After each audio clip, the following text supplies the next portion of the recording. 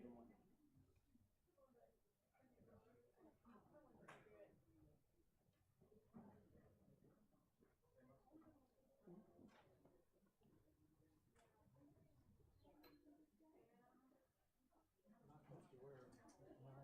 Yes. That one right there. And what about the advancing?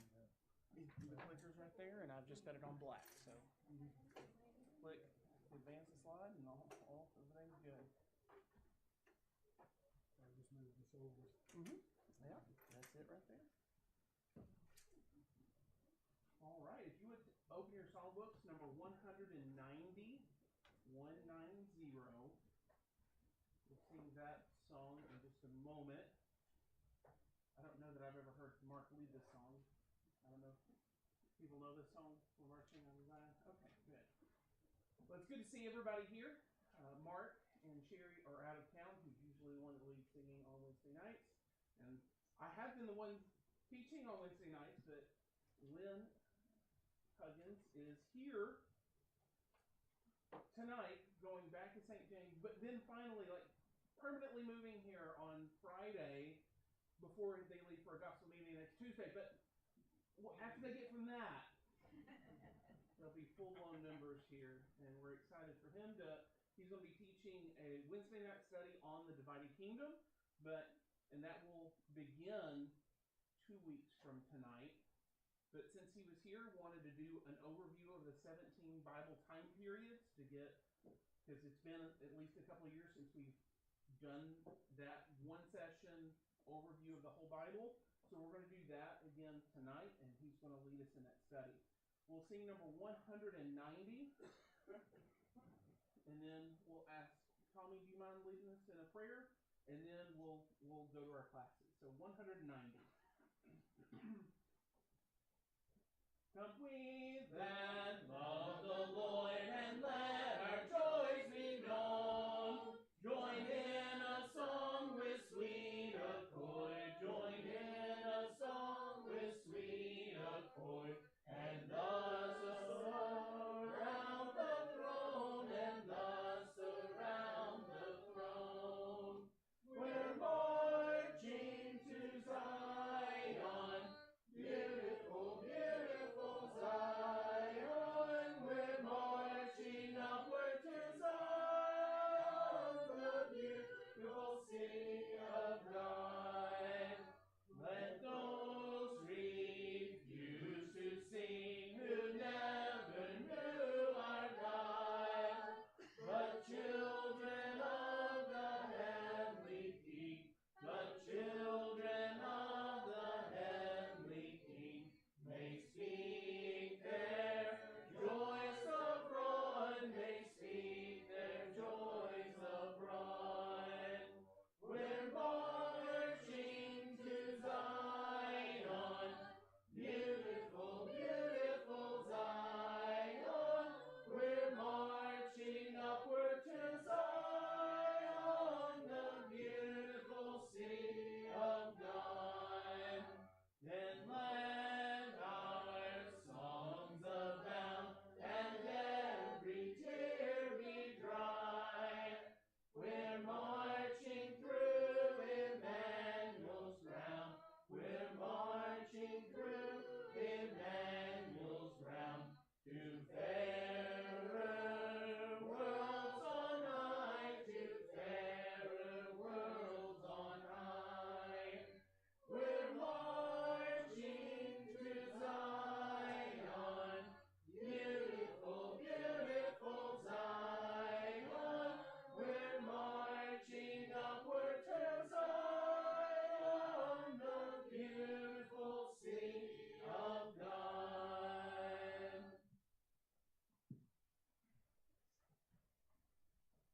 Dear Lord, we're very thankful to be able to come together tonight and sing songs to you and study from your word. We ask that you be with Brother Lynn as he teaches class tonight.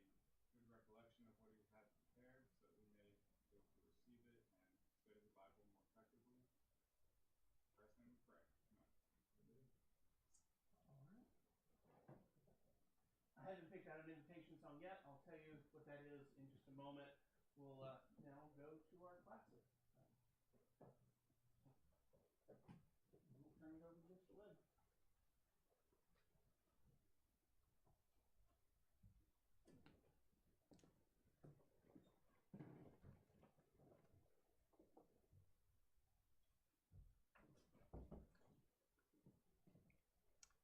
We are here, and I am glad that we are here. We're looking forward to working with you. We're looking forward to getting to know you. I've had to ask various ones what your name is, and I hate to do that, but we've been here before. But my memory has never been that great. I think one brother said it's never been that good. And that's kind of the way it is with me when it comes to names. But over time, I will get to know your names. And not only that, I will get to know you.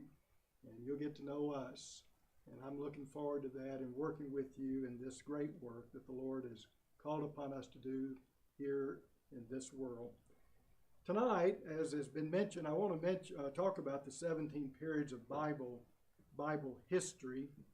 And how many are familiar with the 17 periods of Bible history? Raise your hand if you're familiar with that.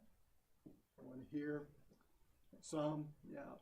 Well, what this is, it's something that Bob Waldron developed several years ago. By the way, Bob passed away this last Friday. His wife, Sandra, who was also involved in the writing of the books that he has written, passed away several years ago. And then when Bob's health began to decline, he moved to be with his daughter down in Florida, and he passed away. But he developed this system to help us remember the various Bible events. And it could be divided up into other periods. I mean, this is just one way in which you can divide Bible history, but it's divided so that we might remember these events. And really, you think about it, the events of the Bible doesn't come to mean anything to you unless you can fit it into some type of network or some type of story. For example, let's say you were studying American history and you knew a little bit about Gettysburg Address, or you knew something about Pearl Harbor. But if you didn't know where to put it, you just knew that this is what happened on this particular day, then you would not, they wouldn't mean much to you. But when you take that and put it into a network, and I like to call it a timeline, and you put all of these events on a timeline, and you know where these events belong on that timeline, not only are you able to remember it better, but you're also able to understand that event and how that fit into the story. And that's what this is all about in studying the various periods of Bible history, is to have that network, to have that timeline, so that whenever you hear of an event, you know exactly where to put it. Like Naaman being cleansed of his leprosy. Where does that? Or the walls of Jericho falling down. Where would you put that? What is that? What's the significance of it in the Bible story? But when you remember these 17 periods and you're able to put them in sequence and chronological order, then whenever any event comes up, you know exactly where to put that particular event, what period to put it in. And it helps us to remember as well as to understand the Bible story. And that's what I want us to do this evening, is to go through it. What I want to do tonight is to, did I turn this on? Have I got it on? Okay, I wasn't sure if I remembered to do that. Memory. I want to give you some links from one period to another, that when you mention one period, you know exactly now what the next period is because you remember the link. I want to put up here the 17 periods, and then we're going to go back through and look at them. And they are, you can just read them off with me. And I like for you to do that. Everyone to say the 17 periods of Bible history. Before the flood, say them with me. Before the flood, scattering of the people, the patriarchs, the Exodus, the wandering in the wilderness, the invasion and conquest of the land, the judges, the united kingdom, the divided kingdom, Judah alone, captivity, return from captivity, years of silence, the life of Christ, the early church, and the letters to Christians. All right. Now let's talk about these here. All right, what's the first one?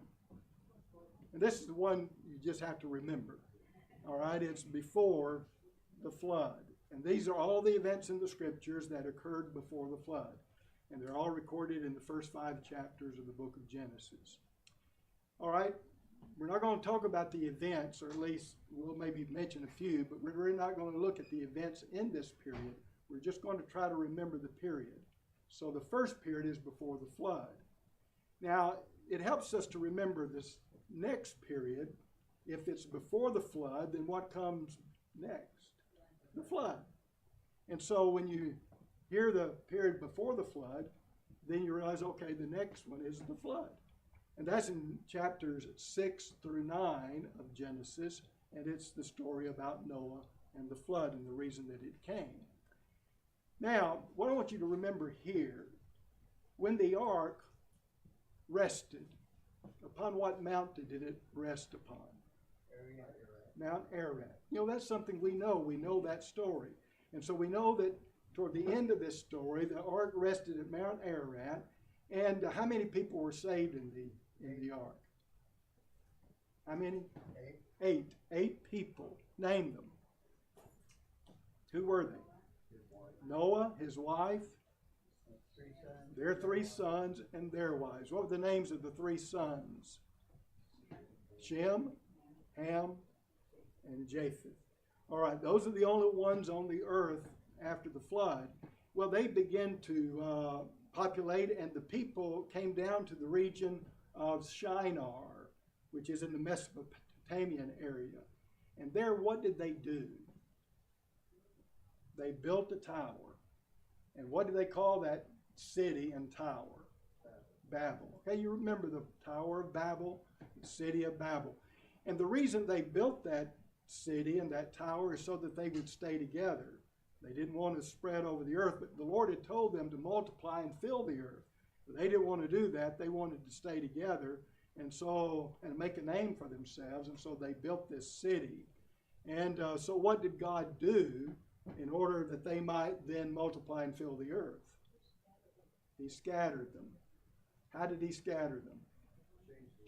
He changed their languages.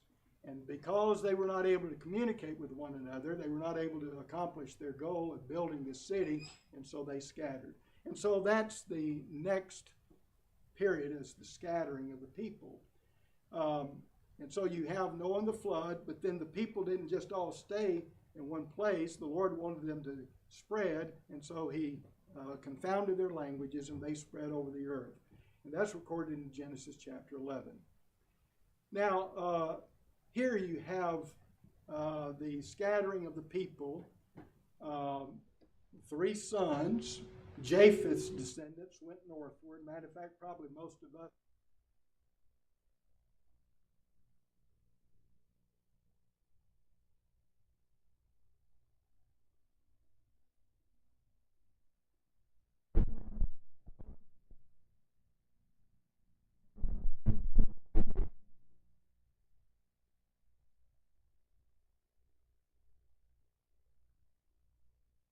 In chapter 11 that goes from Noah to whom? To Abram. Yeah, Abraham. Noah, Shem, Arphaxad, Selah, Eber, Peleg, Reu, Serug, Nahor, Terah, and then Abram. And so that brings us then to what period? The patriarchs. Abraham was a patriarch. Patri means father. Arch means rule. So the term patriarch means father rule. What's that? Flip it all the way to the end. Okay. Is that it? There. Okay, I'm sorry. And so you have where God worked with men through the heads of families, through the fathers of families. And there are 3 patriarchs that you want to remember, and they are Abraham, Isaac, and Jacob. Those are the three. And there were other patriarchs, but those are the ones, and they are found in Genesis 12 through 50. All right, so that's the period of the patriarchs. And there's a story that leads us to our next period, and that's the story of another patriarch, that's Joseph. And what does the story of Joseph tell us? It tells us how these people got where? That's right, how they got to Egypt. They were in the Canaan land, is where God had promised, God had told them to go to, told Abraham to go to this land, and he would give his descendants that land. He made the same promise to Isaac, the same promise to Jacob, and they were in the land of Canaan. But how did they get to Egypt? Well, the story of Joseph tells us how they got to Egypt. And in Egypt, what did they become? They rose up a Pharaoh that didn't know Joseph, and he put them into bondage, made them slaves. And so you have these patriarchs now in Egypt. They begin to multiply. They become slaves in Egypt. But do they stay in Egypt? No.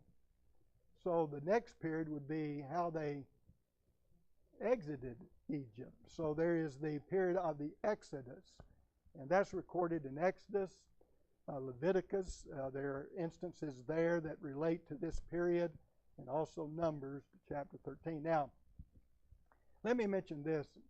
Largely, the Bible is narrative. It tells a story. But there are certain parts of the Bible that are not narrative. For example, the law. When the law was given at Mount Sinai, and we have that recorded, that's not narrative.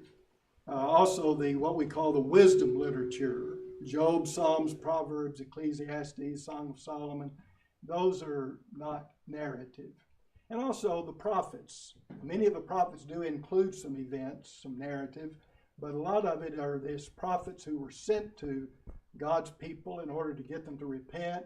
But they also predicted things that would come to pass in the future, but that's not narrative. And also in the New Testament, the epistles we wouldn't say is narrative. But really the rest of the Bible is narrative. It's telling a story. And we see that in Exodus, but a part of Exodus is the law. Part of Leviticus is the law, but it fits into this period of the Exodus. When the children of Israel came up out of Egypt, crossed the Red Sea upon dry land, they came to Mount Sinai. There God made a covenant with them, gave them the law of that covenant. And they were on their way where? To the promised land that God had promised to Abraham, Isaac, and Jacob. But their progress to the promised land came to a stop. When did that happen? Yeah, that's right. They had to wander in the wilderness for 40 years. Why? What happened? It's when they came to Kadesh Barnea. And what happened there? 10 of the spies said, can't do it. No faith. That's right. They sent 12 spies into the land. It was surely a land flowing with milk and honey, but they said the people in the land live in strongholds. There are giants in that land. We can't do it. We can't take that land. And as a result of their report, their evil report of the land, the people murmured and complained and wanted to go back to Egypt. And so they needed to be punished. And so God brought punishment upon them, and they were not going to enter the promised land. All from age 20 and upward were to die in the wilderness. They were going to wander in the wilderness for 40 years. So that's the wandering in the wilderness period. And we read about that from Numbers 14 on to the end of that chapter, end of that book. Deuteronomy is included in this period when they came to the plains of Moab, and Moses gave his speeches to the people before they crossed the Jordan River. And then in Joshua chapters 1 through 5, we find that they enter into the promised land. And the way Bob Waldron puts it, he thinks that this period ends when they ate the Passover for the first time since, I think, they were in at Sinai. And the reproach of Egypt passed away. And so that was the end of the wilderness wandering period. He continues it on through Joshua chapter 1 and verse 5. All right, so they now enter into the promised land, so what do? How are they going to get that land? They have to conquer it. And so you have the invasion and the conquest of the land. You can just say the invasion and conquest. It is important to understand what was happening here. And that is, not only was God giving this land to Abraham, Isaac, and Jacob's descendants as he had promised. This was not just a fulfillment of a promise, but he was also bringing judgment upon these idolatrous nations. You remember back in Genesis 15, in the days of Abraham, God said that he was going to give them the land, but not now, because the iniquity of the Amorites are not yet full. That's in Genesis 15. And the reason, what he's saying there is that their iniquity is not complete, is not ready for judgment yet. But then there would come a time, because of their continual refusal to turn to God, the one true and living God, there would come time for judgment. Well, the time was ready for that. And so when the Israelites went into the land and they conquered the land, and what did God tell them to do when they went in to conquer the land of Canaan? Not make any covenants with them, but to destroy them all, kill them all. They were to destroy all of their idols, destroy the people. They were not to make any covenants with the people of the land. And that was judgment, God's judgment that was being brought upon these idolatrous, pagans, evil, those who had rejected God. And he was giving them their land. Now, did they do that? For the most part, they did. But there were certain ones they did not. And as a result, what did the Lord say that if you did not do that, if you do not destroy them all, what would they become? Thorn in their side. A thorn in their sides. They would become stumbling blocks to them. And that's exactly what happened. Those that they did not destroy, over time, had an influence upon them, and they began to worship these idols themselves. And God then sent one of the nations against them to oppress them. And what did the children of Israel do when they were oppressed? Cried out to God. And what did God send them? A judge or a deliverer to deliver them from their oppression. And that cycle occurred over and over again. So that brings us to the period of the judges. They went in to conquer the land, but there were certain ones they didn't conquer. As a result, it influenced their lives and oppressed them. God brought oppression upon them because of their disobedience to him. They would cry out to God. God would send them a deliverer, and they would then be delivered. But then they'd go through the same process again. So that's the period of the judges. Ruth fits into this. The story of Ruth fits into the time of the judges.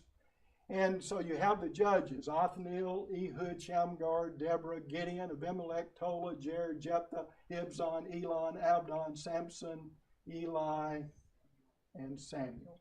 That's what you need to remember. The last judge is Samuel. What did the people want in the days of Samuel? A king. They wanted to be like all the nations around about them, and they wanted to have a king. And they were rejecting God as their king, but God allowed them to have a king, so we have the beginning of what? The United Kingdom. Now, someone says, why didn't he say just now the days of the kingdom? Well, this helps us to remember the next period. He calls this particular period the United Kingdom because they were united, they were one. But there came a time that they were then divided. And the places in the scripture, you don't have to remember all of this at this point, but the places in scripture, there are two narratives. There's the 1st and 2nd Samuel, 1st and 2nd Kings. With reference to the United Kingdom, it's 1st Samuel and 2nd Samuel, and then also 1st Kings to chapter 11. And who were the kings of the United Kingdom? Saul David and Solomon. Those are the three kings of the United Kingdom. Solomon ended up going off into idolatry. Remember, he married foreign women, and these foreign wives influenced him to lead the people into idolatry. And because of that, God says he was going to divide the kingdom, take a portion of the kingdom away from the family of David. And so 10 tribes were given to Jeroboam, who would become the king of the northern kingdom, and Rehoboam, the son of Solomon, was the king of the southern kingdom. And 1 Kings chapter 11 is where we read of Solomon, or Rehoboam, the kingdom divided in the days of Rehoboam, the son of Solomon. I think it's important to remember this, that there are two narratives of this story. There's the 1st and 2nd Samuel and 1st Kings, and then there's 1st Chronicles and 2nd Chronicles. Don't neglect to read both of them. When you read the story of the United Kingdom as well as the divided kingdom, the two narratives, the divided kingdom begins in 1 Kings 12, where they divided, and ends in 2 Kings chapter 17. We also read about this in 2 Chronicles 10 through 29. This is what we're going to be studying in our class on Wednesday nights, is this particular period. What happened, though, at the end of the divided kingdom, where there was the United Kingdom and then the divided kingdom, Israel and Judah. But then what happened in 1 Kings 17? Captivity. The northern kingdom was carried away into captivity by the Assyrians. But that left Judah alone. And so this is another period to recognize that there's Judah alone. And so you have the divided kingdom. The northern kingdom was carried away. You then have Judah alone. And Judah lasted for about another 130 years before they then were carried into captivity by the Babylonians. And so you have then the period of captivity. How long were they in captivity? 70 years. Now you can remember that because Jeremiah had prophesied that they would be in captivity for 70 years. They didn't stay in captivity, so we know that they returned from captivity.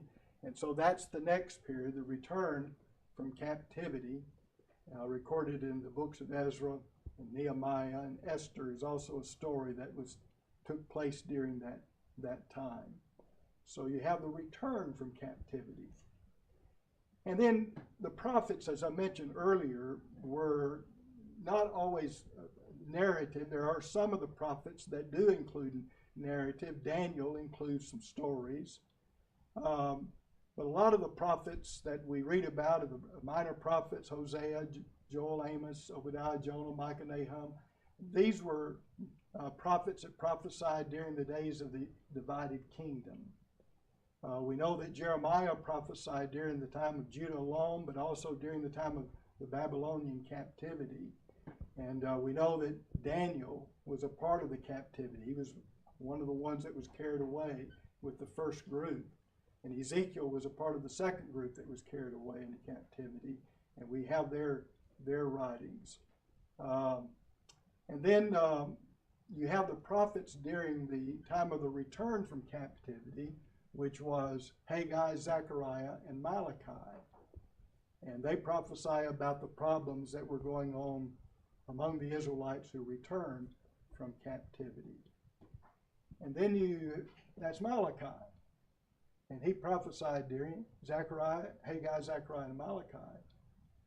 And then that's the end of the Old Testament, isn't it? And so you think, well, what happened there? Well, this is the period of what we call the years of silence. We don't read of God revealing anything to anyone during those years. How many years was the years of silence? 400 years. from Malachi until the coming of Christ. And really the coming of John the Baptist, because that silence then was broken when God sent the prophet John the Baptist, and he began to fulfill the prophecies of old of the one who would come and make the way of the Lord ready for him to come. And he prophesied unto the people. But the years of silence is a period that we look at where God does not send any prophet or anyone to reveal anything to the people. They did have their scriptures. It wasn't they didn't have any revelation from God. They had the scriptures that they could read and learn and know of God's will. And then some have called this what is known as the intertestament period, or the period between the covenants. I don't like that because it's not between the covenants, because the old covenant was still in effect at that time. That covenant did not cease until Jesus came and died upon the cross, and then the church was established. And so it's not the between the two covenants period. And so that's probably not the best way of describing the years of silence. And then what we have after that, there's the coming of Christ. And so we have the life of Christ recorded in Matthew, Mark, Luke, and John. Those are narratives. And then you have the early church, the establishment of the church that Jesus promised. And we find the Acts of the Apostles, as that book is called, that tells us about the early church as they grew in the first century. And then you have the letters to Christians, from Romans to Revelation. And these are writings not just to churches, but to individuals, but they were to Christians, informing them of what they need to do. So these are the 17 periods of Bible history. And so these are things that you can remember. So let's go through them again. Okay, before the flood, of course, let me back up here. Let me go back up here. Let me just black this out. All right. Now, okay, it's before the flood, and then you have what's the link to bring you to the next one? Yeah, if it's before the flood, there's the flood. All right, then the scattering of the people, the patriarchs, the Exodus, the wandering in the wilderness, the conquest, the invasion, conquest of the land.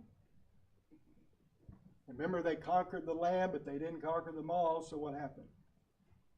The judges, the period of the judges. And then after the judges, Samuel, and days of Samuel, they wanted what? A king. So it's the United Kingdom. And then the divided kingdom. And then Judah alone. And then the captivity. Return from captivity. The years of silence. The life of Christ. The early church, and then the letters to Christians. All right, very good. And you go over those, and when you think about what was happening in each period and what led to the next period, it's not just memorizing a list, but it's learning the list. It's understanding what all of these periods are about. And that's really what the purpose of this is. And the purpose of this is to understand the Bible story. We didn't talk a lot about this as we went through the period, through these periods. But what is the Bible story? Redemption? Yeah, it's what is redemption? All right, buying back. And what is it that was the problem that required a redemption to take place? Sin. Yeah, sin. And that's what we find occurred before the flood. At the very beginning, When God created man and woman and they sinned, they transgressed God's law. And so what we have is God telling us about his plan to save mankind. Man who chose to commit sin, separate himself from God, from fellowship with God because of those sins. He provided a way whereby man can be forgiven. And that's what the Bible story is all about, is God fulfilling his plan, carrying out his plan to redeem man, to buy him back from bondage so that he could be in fellowship with God. And so when you think about all of these different periods, you have at the very beginning man falling, and then you have, of course, the flood. We see God's attitude towards sin, towards sinful man. Man who persists in his sins is going to be judged. He's going to be punished. God's a just God. God doesn't want to punish anyone. Matter of fact, he says that he has no pleasure in the death of the wicked. God does not want anyone to go to hell. But justice demands, when we transgress God's law, justice demands that we be punished, that we're separated from him. God cannot have fellowship with sinful man. It's inconsistent with the holiness of God. And so man who persists, refuses God's love, refuses God's mercy, and persist in their sins, then justice demands punishment. And the ultimate punishment for sin is eternal separation from God in hell. That's eternal separation. And God doesn't want that, though. God has provided a way whereby all can be saved. So you have God saying to a patriarch by the name of Abraham that I'm going to make a great nation out of you. And I'm going to give you this land. And what's the third promise? In your seed, all the nations of the earth will be blessed. And so you have here at the very beginning, God revealing his plan that through the seed of Abraham, one would come and provide blessings for all mankind. Really, I should have even mentioned earlier to the serpent. You remember who had deceived Eve into eating of the forbidden fruit. And what was the punishment that he placed upon Satan? Of course, the snake would crawl upon the earth. But he said that the seed of woman would bruise his head. It would bruise her heel, or the seed of woman bruise his heel, but it would crush the head of the serpent. And I believe that's a prophecy that was pointing to the seed of woman, one who would come, who would bring about a destructive blow upon Satan's power, upon what Satan has done. And so you see it again in the promise made to Abraham. And the same promises were given to Abraham's son Isaac. And the same promises were given to the son of Isaac, Jacob. And then you find this nation of people that grew. God had promised that they would become a great nation, and they did. They grew to be a great nation in Egypt. They came up out of Egypt. God made a covenant with them. The law was given to them. And the law was not an end within itself. It was not that God gave them a law and then finally realized that didn't work, I'm going to have to try something else. No, the law of Moses, the covenant that God made with Israel, was a part of his plan preparing man for the coming of the Savior. It was because of transgression until the seed should come. Paul says in Galatians 3 and verse 19, it was to emphasize the sinfulness of man. Law is given in order to keep man under control, but it's also in order to for man to see himself as a sinner. He's transgressed law, therefore he is under judgment of God. He's subject to the wrath of God. And that's what the law then did. And so there was, the law was given under the types of the law and the prophecies that were made during that time. Arrows were pointing to the coming of someone who would provide redemption for all mankind. It was not going to be accomplished through law because we all transgress law. So the law of Moses couldn't provide righteousness. It's going to have to come through grace. And that's what the Lord was providing, is one who would come and pay the price for us. And in his death upon the cross, he would then meet the justice of God. He would he would then bear the sins of the world and thereby satisfy the terms of justice, so that God now can be just in forgiving us. Jesus paid the price for us, and now we can be free. And that's what the story is all about. And as you go through all of these events that we find in all of these different periods, keep that in mind. A part of this story is God pointing to the coming of the Messiah. And then when we get to the coming of the Christ, we find the fulfillment of what had been predicted before. And we're all the recipients of that today who are Christians, who are in the church. And we're enjoying the blessings of what God has done for us.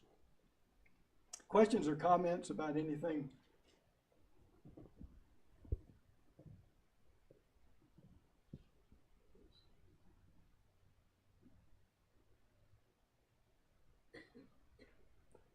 Let me go back to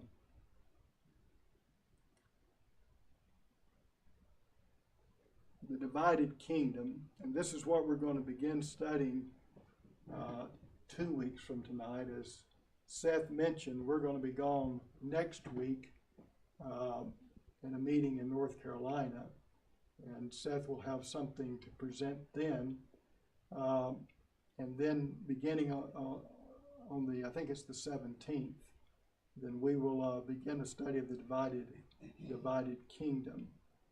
And so begin reading. Have you given out the questions for that as yet?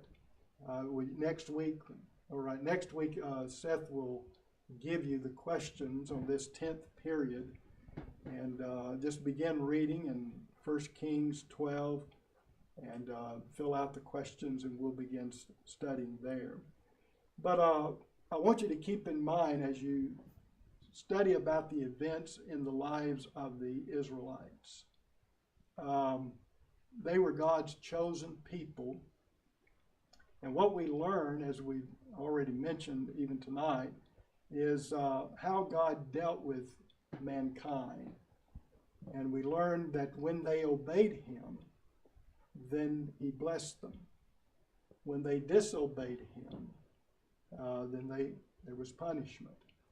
And what you're going to see as you read through these chapters, as you study the divided kingdom, that happens over and over again. A king that would put his trust in God and obey, God would bless.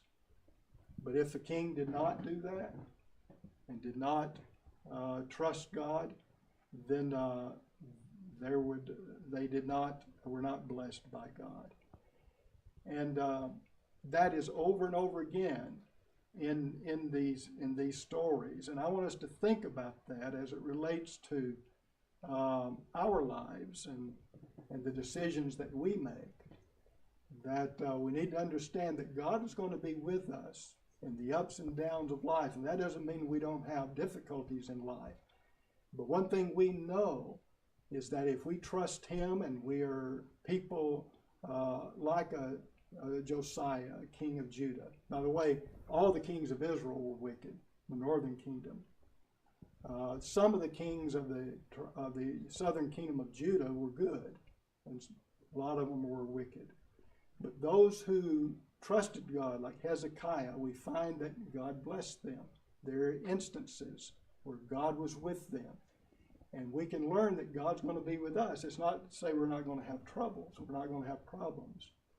But it does say that God will be with us through the difficulties and trials of our life, whereby we can have peace and we can have hope.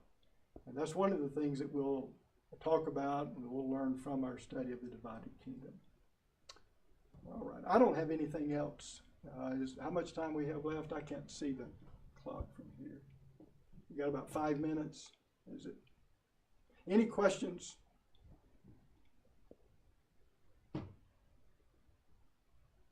Any comments anyone has?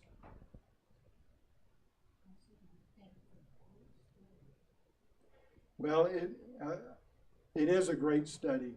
I'm sorry. It is the study of a story that God has given us, and there's a lot that we can learn from it. It's just a matter of recognizing that these stories are true. These are not once upon a time in a faraway land type stories. These are not myths. These are actual events that took place in history, and we learn from how God dealt with them. And if we will take it as that, then it will help us in living our lives. Thank you so much for your kind attention.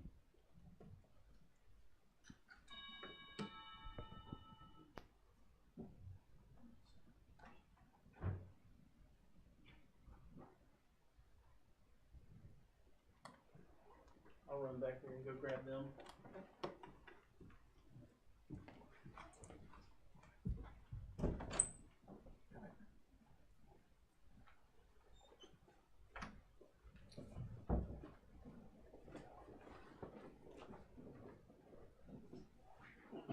Let's sing number 315. 315 in our songbooks. After this, Tommy, you mind going back there and clicking the thank you for coming button before we have our announcements. Number 315. We use this song as an invitation song if someone here knows that they're not right with the Lord and want to make a change in their life, either by deciding to become a Christian and obeying the gospel and being baptized in Christ, or there's something that you know that you need prayers of the group from. This is the opportunity to let us know that. Let's sing number 315.